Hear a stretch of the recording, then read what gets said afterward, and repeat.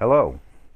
I want to talk about some updates I made to the trains on the model roller coaster.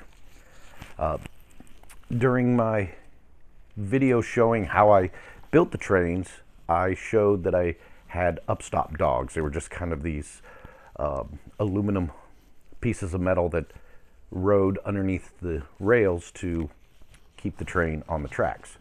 Well, I have since added upstop wheels to both trains, and let me show you on this one. As you can see here, I have upstop wheels. Sorry for the shaky camera, trying to hold it steady. Upstop wheels on every car.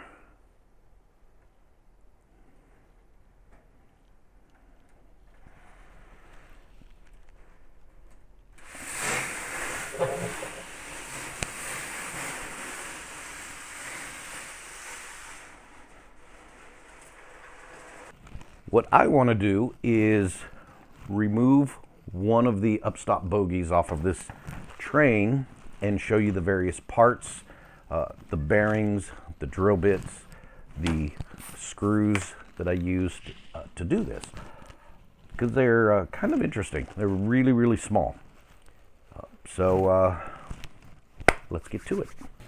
Okay, what I want to do before I take the wheel bogies off, I want to show you how efficient the train can run.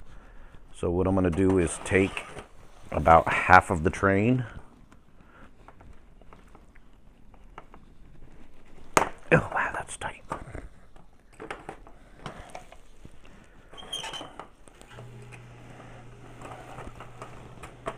And now, well, let's raise this up a bit. And now you can see it runs pretty nicely on its upstops. In fact, it runs pretty nicely in all orientations. And who knows, maybe this will inspire me to do a barrel roll on the model coaster.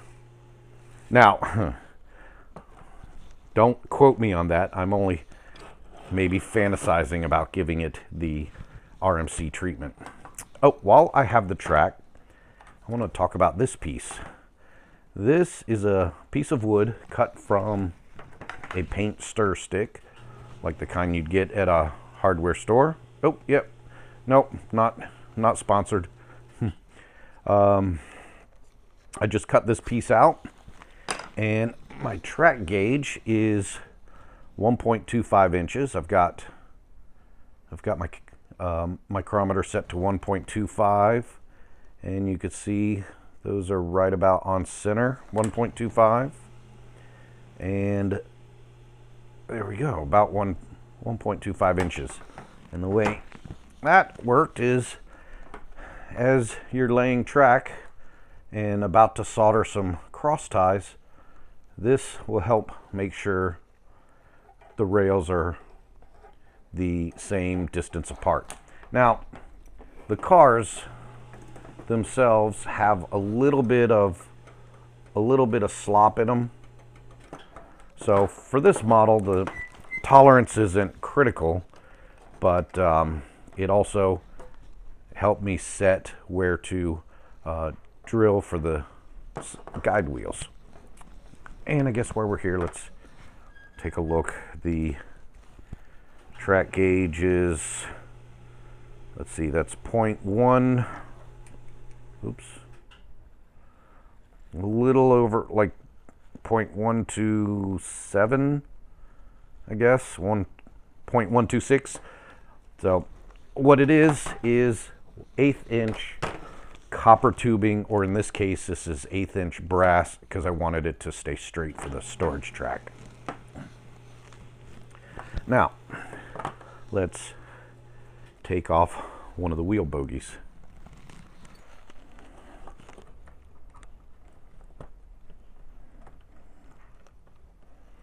And just like with the upstop dogs, there's a triple stack of washers right here. I'm going to leave those in place. And we've got the same nut and side wheel, but then this aluminum block was made for this upstop bearing. Oh, come on, please focus.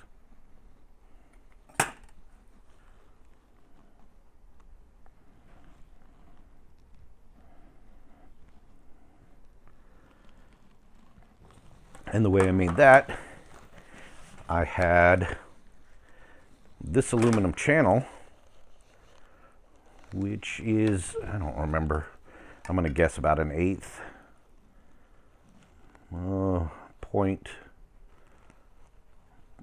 .12. So yeah, about an 1/8 thick aluminum stock. And what I did is I cut it way down to that width. And so that looked something like this. So I had cut it down about like that. And then what I did, I took the drill bit for this Phillips screw that you see, and I just went down and drilled every so often a hole, something like that. And let's see, that drill bit was,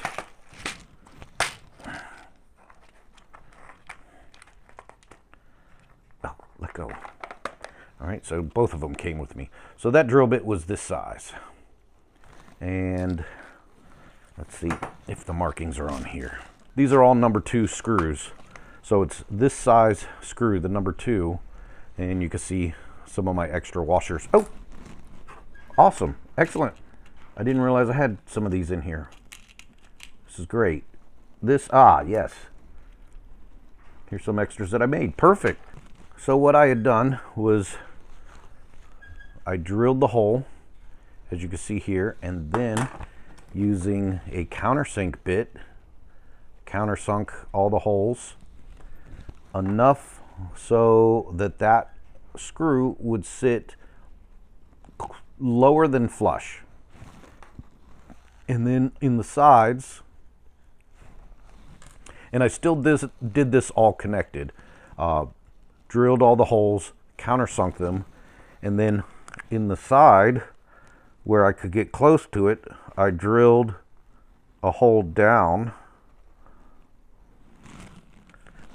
roughly like this. Well, pretend those are centered like that. I'm trying to do this through the camera. And I used these impossibly tiny drill bits. I think they're 1.1 millimeter bits. And they come in a pack of 10. After doing all the trains, you can see how many of these I broke. But that is a really, I mean, it's 1.1 millimeter.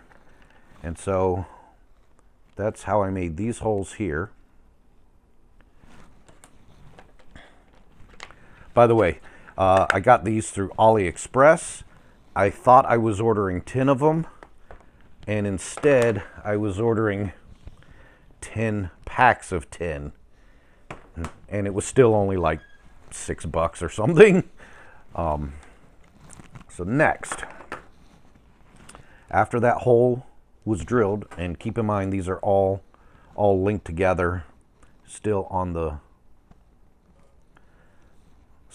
rail. So it's one rail that I was working on. Then I took these. These are 1.4 millimeter taps.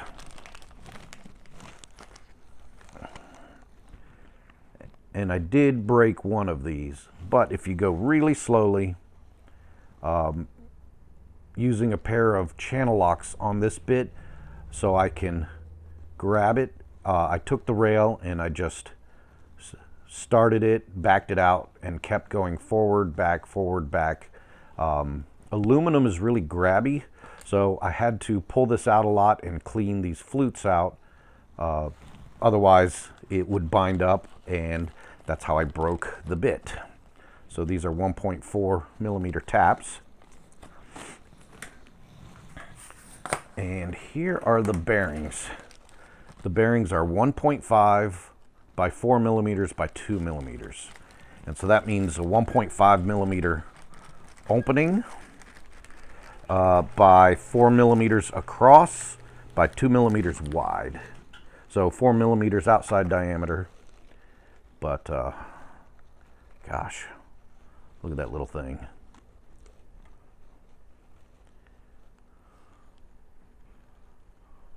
And for these bearings, what I did is I gave them an acetone and a naphtha bath to clear out any grease that was in there, because the grease really does add a lot of friction at this scale. And then I sprayed it all down with silicone spray and then dried off as much as I could. So once this is drilled, countersunk, then these are drilled and tapped. I used these, what are these? It's a glass watch screw. These were 2.5 millimeter by 1.4 by 6. What I like about these is they have almost a washer size head. I mean, they have a pretty large head on it. And when you look closely at the upstop, you can see the overlap on the head right there. And then to get these down, I had to get this little tiny eyeglass. Oh, wrong side rather. Get this tiny little screwdriver, because even my precision screwdriver set wasn't enough. And so again, like with the upstop dogs, screw goes through. Oh, sorry.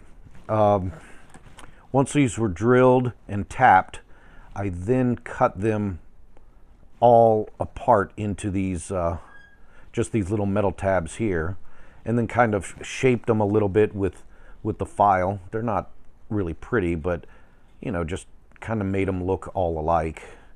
I started carving out a little notch right here, thinking there was going to be track interference, but it turned out not to matter, even though you can see on these two there's a little interference cut there. So now, once these were all cut apart, I then threaded a screw and a washer. You can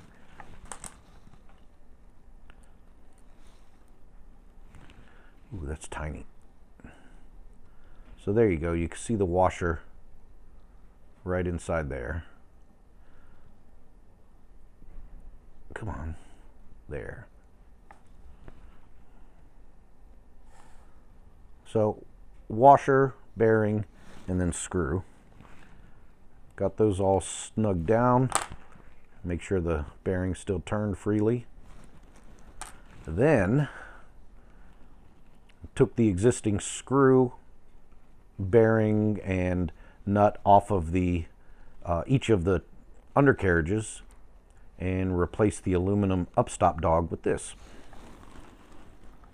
And that just goes back. Let's see, focus.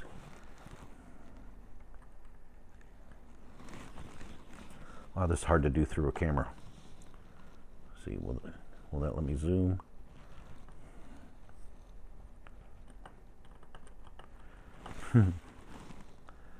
Believe me, it's a lot easier in person. And then, like with the upstops, screw it into place. Might have to readjust things. That's more out of whack than I expected. There we go.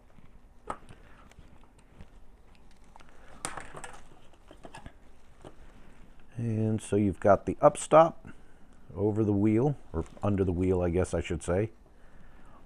And then you've got the guide wheel. So now you have a complete inner wrap with wheels. You've got the road wheel, the guide wheel, and the upstop.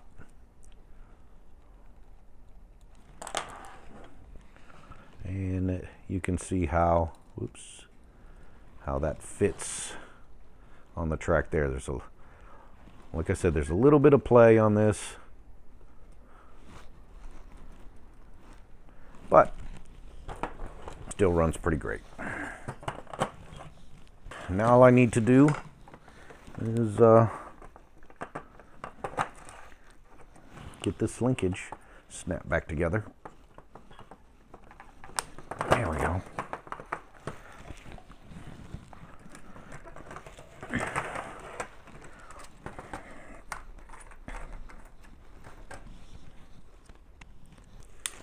I hope that was informative, or at the very least interesting. In a way, this is partially documenting for my own historical record about how I built this train. I wish I had done the upstop wheels originally with the CGI coaster build. While it worked fine on the model, it still bugged me knowing they weren't functioning upstop wheels. But I know I've been on coasters with upstop dogs, like the Blue Streak at Conneaut Lake. But being that I was trying to copy a CGI Millennium Flyer, I'm saying CGI. I am so sorry, GCI. I probably have gone back and put GCI over every time I've said it. Since I was trying to copy the Millennium Flyer trains, I wanted functioning upstop wheels. So, yeah, I think that's everything. Thanks for watching.